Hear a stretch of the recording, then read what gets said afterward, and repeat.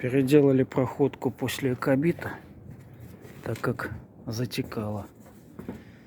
Вот у нас вверху старый след виден. Было промазано. Выполнили из жести с перехлестом слоев. Вот.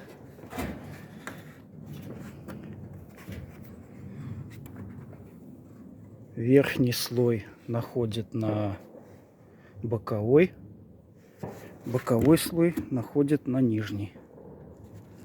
Внизу еще промыкание. Все обмазали каучуковым кровельным герметиком. Если нет каучукового кровельного, можно сантехнический.